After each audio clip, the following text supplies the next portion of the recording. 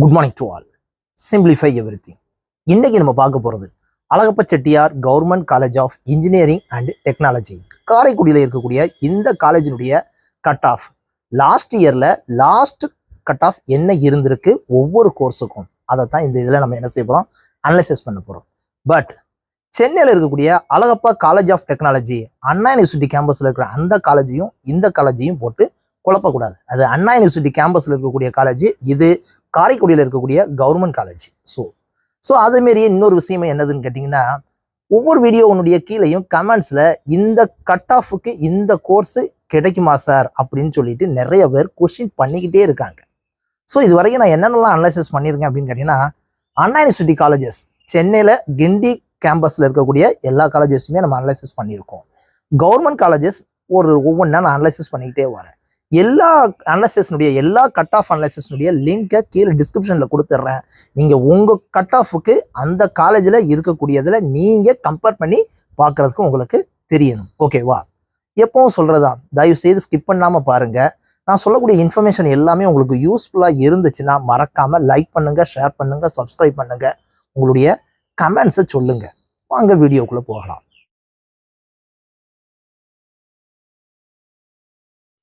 Now இந்த பிளேஸ்ல என்ன கோர்ஸுக்கு என்ன கேட்டகரியில என்ன கட் ஆஃப் லாஸ்ட் இயர்ல லாஸ்ட் கட் ஆஃபா இருந்திருக்கு அப்படிங்கிறத நான் காட்டிக்கிட்டே வருவேன். ஸோ அதையும் பாருங்க, நான் சொல்றதையும் பாருங்க. நம்ம ஃபர்ஸ்ட் பார்க்கக்கூடிய கோர்ஸ் கம்ப்யூட்டர் சயின்ஸ். இந்த கம்ப்யூட்டர் சயின்ஸுக்கு ஓசி கேட்டகரியா இருந்துச்சுன்னா லாஸ்ட் கட் ஆஃப் என்ன இருந்திருக்குன்னா 191.5 இருந்திருக்கு. பிசி கேட்டகரியா இருந்துச்சுன்னா 187.5 இருந்திருக்கு. பிசி எம்மா இருந்துச்சுன்னா 185.5 இருந்திருக்கு. எம்பிசி கேட்டகரியா இருந்துச்சுன்னா 185.5 தான் இருந்திருக்கு. சப்போஸ் எஸ்சி கேட்டகரியா இருந்துச்சுன்னா 176.5 இருந்திருக்கு. எஸ்சி ஏவா இருந்துச்சுன்னா 151 இருந்திருக்கு. 151 இருந்திருக்கு. எஸ்டி கேட்டகரியா இருந்துச்சுன்னா 167 இருந்திருக்கு. லாஸ்ட் இயர்ல கம்ப்யூட்டர் சயின்ஸுக்கு ஒவ்வொரு கேட்டகரியிலையும் இந்த கட் ஆஃப் தான் லாஸ்ட் இயர்ல லாஸ்ட் கட் ஆஃபா என்ன செஞ்சிருக்குன்னா இருந்திருக்கு. ஓகேவா? நெக்ஸ்ட் இசிஇ டிபார்ட்மெண்ட், அதாவது எலக்ட்ரானிக்ஸ் கம்யூனிகேஷன் இன்ஜினியரிங். ஸோ இதுல ஓசி கேட்டகரியா இருந்தீங்கன்னா 187 வரைக்கும் என்ன செய்யும்னு கேட்டீங்கன்னா லாஸ்ட் இயர்ல அட்மிஷன் போட்டிருக்காங்க. பிசி கேட்டகரியா இருந்துச்சுன்னா 184.5. பிசி எம்மா இருந்துச்சுன்னா 181க்கு கிடைச்சிருக்கு. எம்பிசி கேட்டகரியா இருந்துச்சுன்னா 181.5 வரைக்கும் கிடைச்சிருக்கு.